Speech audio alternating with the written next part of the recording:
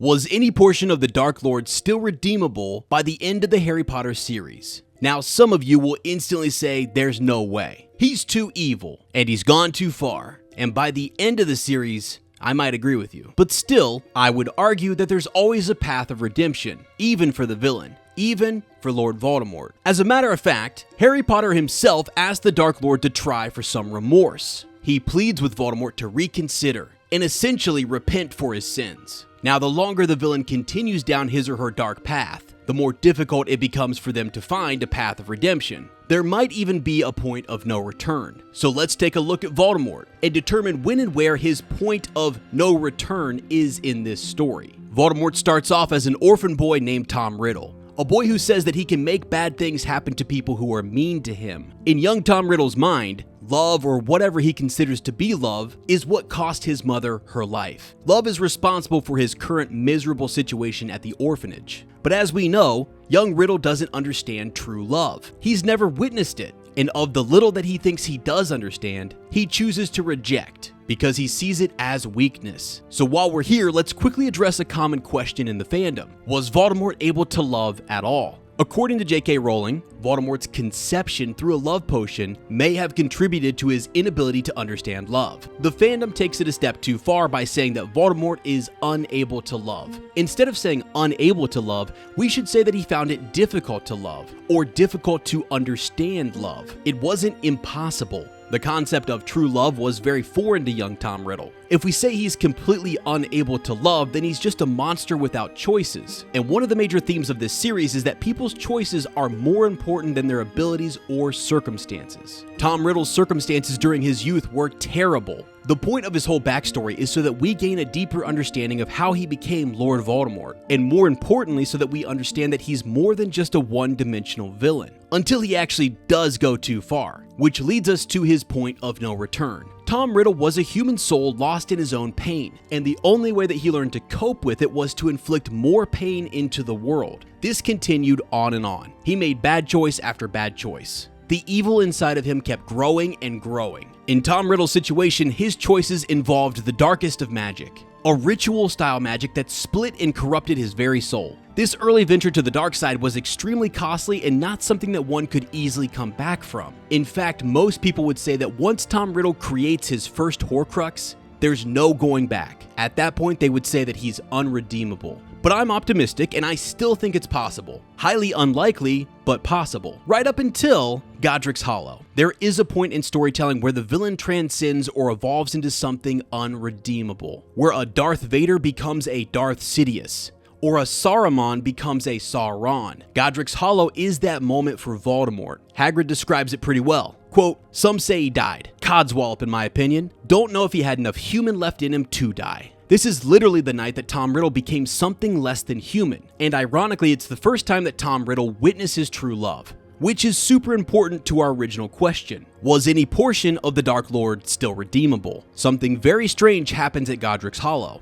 The way in which Voldemort evolves into a supervillain is creative. When Voldemort cast the killing curse at baby Harry, it backfired and struck the Dark Lord himself. The killing curse is designed to separate the soul from the body, but the bit of Voldemort's soul remaining in his body at the time of the attack was tethered to life because of his previously created Horcruxes. So the Avada Kedavra curse continued to amplify until it destroyed Voldemort's body and left his soul to linger. Now, even more interesting is that the redeemable bit of Voldemort's soul, often called Scarcrux, seemingly chose to secretly split and break away from the unredeemable bit of soul that would go on to become Vapormort. It's crazy, but literally a portion of Voldemort's soul secretly broke away and latched on to baby Harry. How could that happen? Was it just an accident or a coincidence of dabbling way too far into the dark arts? Either way, I believe that this portion of Voldemort's soul represented the very best of Tom Riddle. This bit of soul actually goes on to become Harry Potter's oldest friend. Don't believe me? Well, in Chamber of Secrets, Harry recalls his oldest friend. Quote, "The name T.M. Riddle, it still seemed to mean something to him, almost as though Riddle was a friend that he had had when he was very small, but had half forgotten. Later on in the Harry Potter series, we learn that Voldemort is unable to possess Harry Potter because of the love that he felt. So if Voldemort is unable to possess Harry, why would a bit of Voldemort's soul be able to live within Harry for years without being destroyed or suffering in great pain? Again, because it's the bit of soul that was still redeemable and desperately sought refuge in baby Harry. The bad or worst portions of Voldemort's soul that were willing to commit murder and horrible evil, those are the portions that are safely locked away in a Horcrux, as well as the main portion, or what's left over, aka Vapormort, or the Master Soul. Without the good portion of Voldemort's soul, there is no path of redemption. He's reached his point of no return, unless there is a way to reunite both good and bad. Which, wouldn't you know it, there actually is. Scarcrux ultimately wants to be whole again.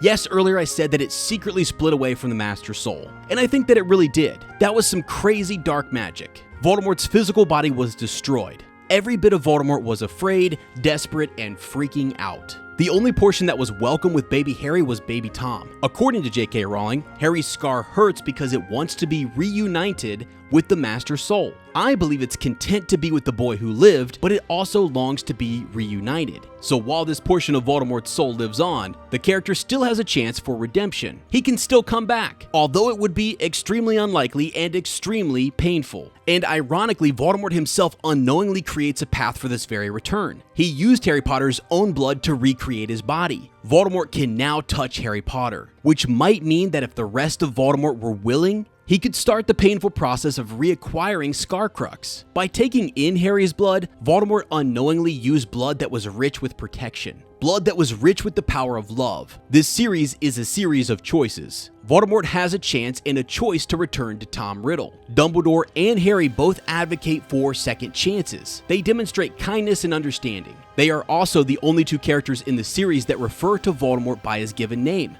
Tom Riddle, a reminder that this Dark Lord was once a Hogwarts student. A celebrated figure, brilliant, charming, and handsome. But here's where we reach another point of no return. Not only does Voldemort have no clue that this last good bit of his soul is living in Harry Potter, but Dumbledore has orchestrated things in such a manner that Voldemort himself destroys Scarcrux. Voldemort literally destroys the only portion of his soul that might have been redeemable. The last bit that could actually seek for some remorse. When Harry meets Dumbledore in Limbo at King's Cross, Dumbledore seems to confirm that the mangled childlike soul that we see is something that is beyond either of our help. Yet later he seems to contradict himself. J.K. Rowling confirms that the childlike creature we see in Limbo is a representation of Voldemort's remaining soul, and Dumbledore just said that it's beyond either of our help. But then he states that Voldemort has one last hope for himself.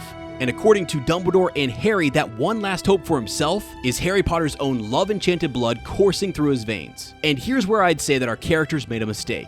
By this point, we've ventured into some crazy aspects of magic that go beyond what any witch or wizard has attempted. They assumed that by reanimating himself with Harry's blood, Voldemort can now try for some remorse. He can attempt to make amends or lay down his wand.